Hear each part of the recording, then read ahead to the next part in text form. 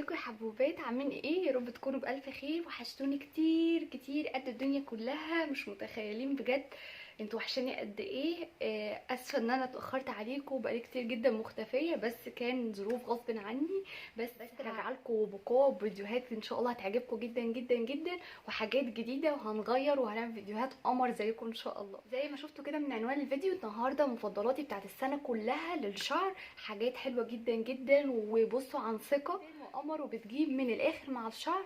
يلا بينا على الفيديو بسرعه عشان ما نتاخرش. بس قبل ما نروح على الفيديو ما ننساش نعمل لايك القمر بتاعنا، وكمان سبسكرايب او اشتراك للقناه، وكومنت صغنون. هبقى مبسوطه جدا جدا لو بقيتوا من عيلتي الصغنونه الاموره. وبس كده يلا بينا على الفيديو.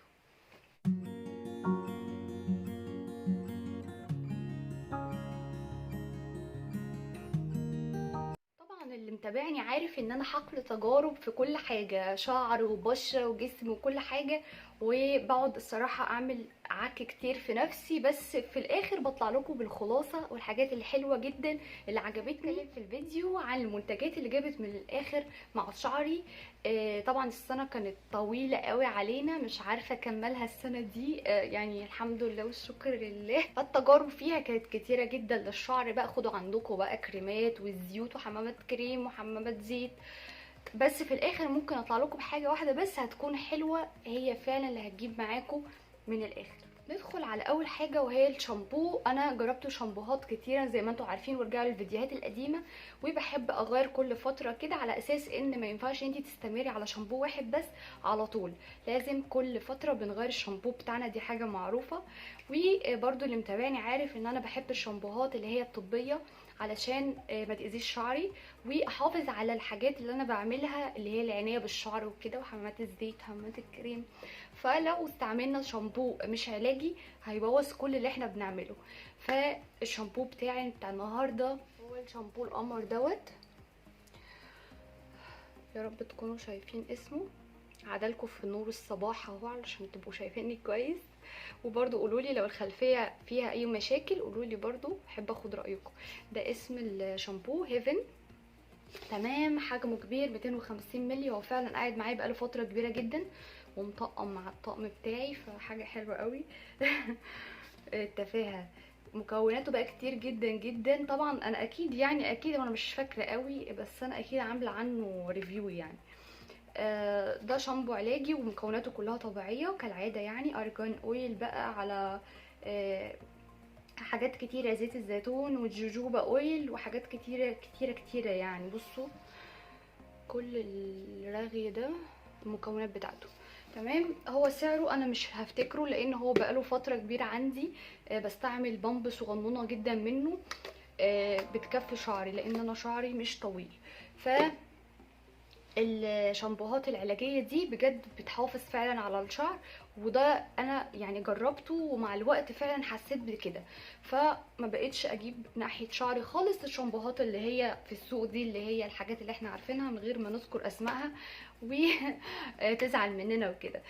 ده كان اول حاجه مفضلاتي، هو كان واحد بس، وبقول لكم قاعد معايا بقاله فتره طويله وخلص زي ما انتم شايفين. هو اصلا فاضي، بس انا قلت اطلعه لكم في الفيديو. في ممكن فستوكه صغننه مش هتبان طبعا، انا مش عاتقاه لاخر نقطه. فخلاص هغيره ان شاء الله وهجيب حاجه تانية. ندخل على اللي بعده على طول.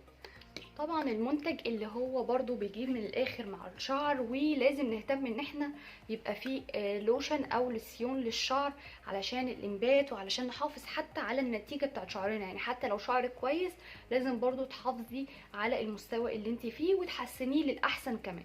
فاللسيون او اللوشن اللي انا كنت بستعمله الفترة اللي فاتت، وقعد معايا على فكرة فترة طويلة برضو. انا بحب جدا الحاجات اللي بتقعد فترة طويلة معاكي، اللي هو انت فلوسها بجد يعني حلال فيها، فاهمين؟ ده السورسي زي ما انتم شايفين كده، طبعا غني عن التعريف، وعامله عنه ريفيو، وعامله عنه فيديو صغنون برضو جايب مشاهدات احسن من الفيديو، مش فاهمه ازاي. احنا يعني اتعودنا ان احنا خلاص بقينا نحب الحاجات القصيره اللي ما فيهاش رغي كتير. انا برضو على فكره كده، بس برضو ده ما يمنعش انتوا تعملوا لي لايك وتقعدوا تصيطوا فيا وكده يعني. اختكم حبيبتكم بقى. تمام، ده طبعا يعني انا راغي عنه كتير، ارجعوا للفيديو بتاعه. ده بخلاصه الثوم. زي ما انتم شايفين كده راسمين عليه. ده كان سعره اما جبته كان مش هقول، بس دلوقتي ما شاء الله نط عشان النطه اللي نطها دي، فاحنا فاهمين بقى موضوع الدولار والاستيراد والحاجات اللي حصلت الكتيره دي. يعني الحمد لله والشكر لله. هو في ربع كده منه موجود زي ما انتم شايفين كده، لو باين لكم يعني. فدول اللي عايز يشتريهم فانا هبيعهولكوا بالجرام بقى لان الموضوع بقى صعب جدا لما شفت الرقم اللي هو بقى يتباع بيه فاتخضيت. فاكيد في حاجات بدايل طبعا، انا مش عايزه برضو اتقل عليكم في موضوع الاسعار دوت عشان انا عارفه الدنيا بقت عامله ازاي وكده، بس ده فعلا نتيجته تحفه جدا جدا جدا. البنوته اللي تقدر تجيبه ما تتاخرش خالص، فظيع وجاب من الاخر. جربت حاجات كتيره بالهبل، ده اكتر حاجه بجد بامانه جابت مع شعري من الاخر. بس استمرار استمرار استمرار. اقل حاجه يعني تستخدميها لشعرك 3 شهور، تقعدي عليها 3 شهور، ما تكسليش وما تهمليش في الموضوع دوت علشان تشوفي النتيجه اللي انت عايزاها. ندخل على القمر اللي بعديه، وهو كريم الشعر اللي كنت بستخدمه برضو فتره بقى طويله، مش سنه ولا 2 يعني. القمر بتاعنا اللي برضو ارفاكوا بيه بقالي كتير جدا، هو بندولين للشعر. الكريم ده بتاع الاطفال المفروض، بس عادي يعني الكبار ممكن يستخدموه برضو. مكوناته كلها طبيعيه برضو، الشيا وجوجوبا اويل والارجان وزيت الزيتون، وكمان اللوز، زيت اللوز. مكوناته قمر، وهو المفروض ان هو بالموز. تمام.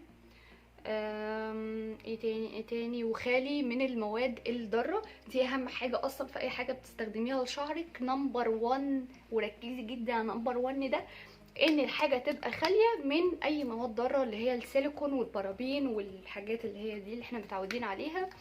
بيقعد معايا فتره طويله، وبستخدمه على فكره انا وبنتي. بصوا من جوه واكلينه حرفيا.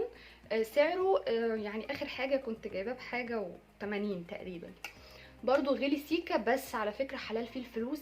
بيرطب جدا الشعر وبيخلي الشعر ناعم وحلو، وتحسوه عارفين انتوا الشعرايه الصحيه كده اللي هي بتبقى حلوه كده وفلافي كده، هي بيبقى عامل كده، مش بيلزق الشعر خالص. لان الملمس بتاع التلزيق ده انا عارفه ان هو بيضايق ناس كتيره. خطير، جربوه مش هتندموا بجد. ندخل بقى على الزيوت وحمامات الزيت والكلام ده كله. ومعانا 3 زيوت جابوا مع شعري برضو من الاخر، بجد حاجه كده خطيره. اول حاجه معانا وهو زيت سيسه، برضو مطقم معايا، مش فاهمه فيه ايه النهارده، كلكم مطقمين معايا ليه؟ سيسه طبعا غني عن التعريف، وبرضو عامله عنه ريفيو قمر، ارجعوا له علشان ما نرغيش فيه كتير. هو قزعه كده صغنون بس بيقعد كتير على فكره. تمام، ده حجمه عشان تبقوا متخيلين حجمه قد ايه، صغنون. الزيت اللي مش موجود معايا دلوقتي للاسف عند ماما، هو زيت الخردل. زيت الخردل برضو عامله عنه ريفيو قمر، ارجعوا له، هو هتلاقوه تحت شويه كده يعني فيديوهات قديمه، بس ارجعوا له. زيت الخردل من الزيوت اللي بتجيب من الاخر، بس شرط واحد ان انت تضيفيه على زيت تاني، ما ينفعش انت تحطيه دايركت لوحده على فروه راسك. زيت سيسه بيطول الشعر وبيتقله وبينعم على فكره، فخطير. نكمل وسط الزيوت وزيت القمر اللي مش بستغنى عنه على طول، وموجود على طول على طول معايا في بيتي. زيت باراشوت جولد، جوز الهند. والاول كنت بستعمل زيت جوز هند عادي، مره من اوريفلام ومره من عند العطار. اي زيت انت ترتاحي له بس يكون جوز هند، ومتاكده انه اصلي. فظيع، بينعم الشعر، بيطول الشعر، بيعمل كل حاجه تتخيلها في الشعر. انا مش بستغنى عنه حرفيا، لدرجه ان انا بقيت احطه على حاجات للجسم كترطيب، ترطيبه جامد جدا. فاللي عندها تقصف، اللي عندها اي مشاكل في الشعر، تجرب زيت جوز الهند، وبجد مش هتستغني عنه خالص.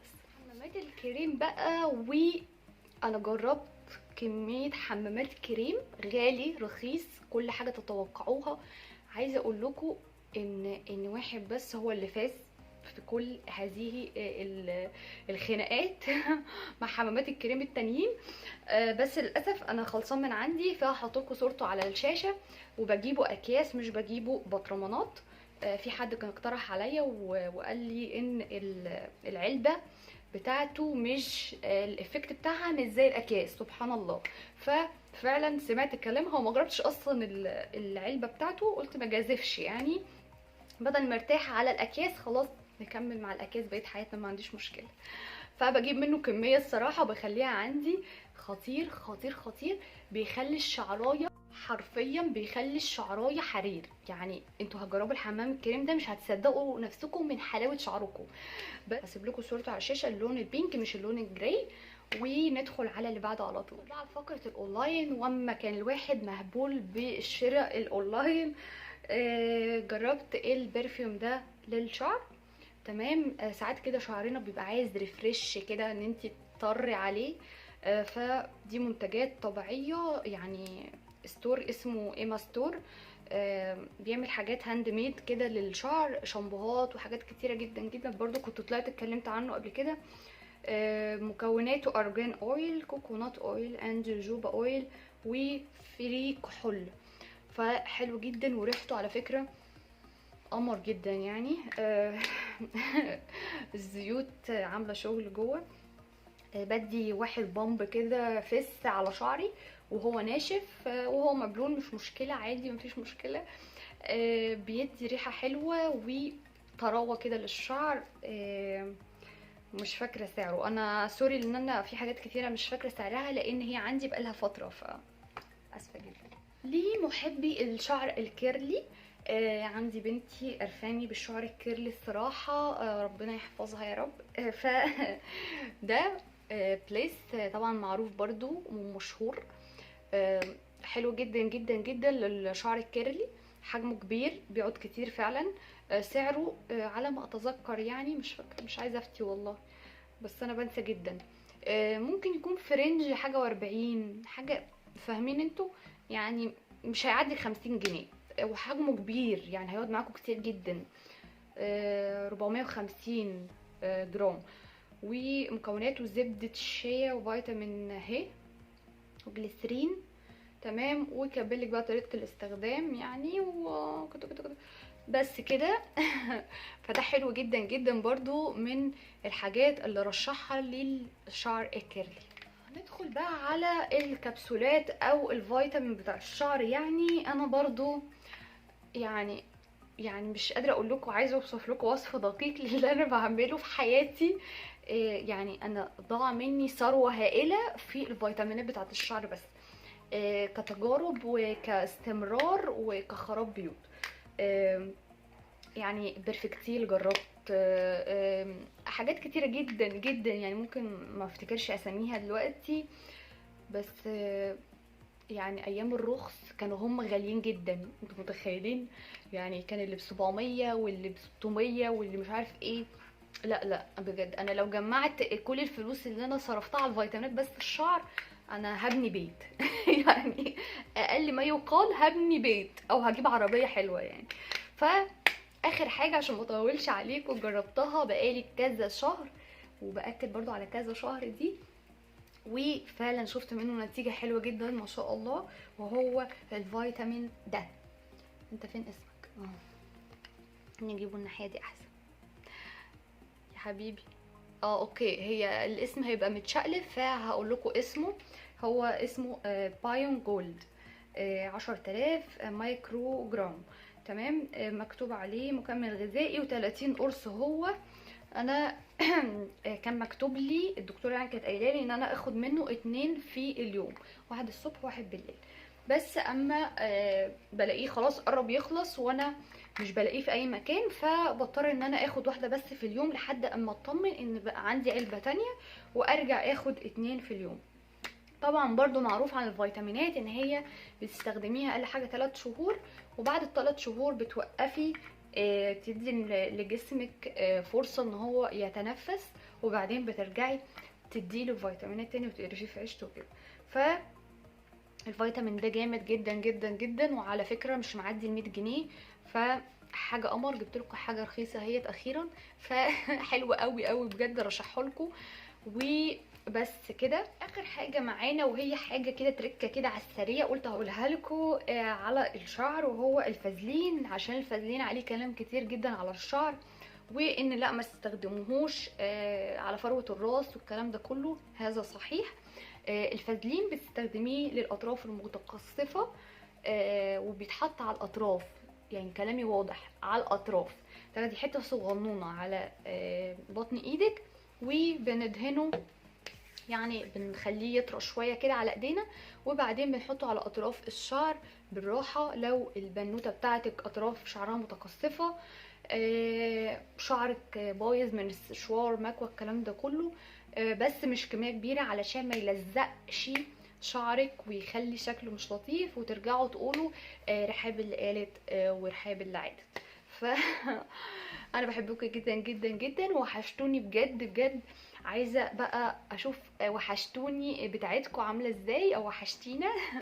يا رب ما اكونش صدعت دماغكم النهارده، واشوفكم على خير. الفيديو اللي جاي ان شاء الله فيه مفضلاتي للجسم بتاعت السنه، فيه مفضلاتي للوجه كمان، كل مفضلاتي هطلعها لكم وهزهقكم الفتره اللي جايه فيديوهات ان شاء الله.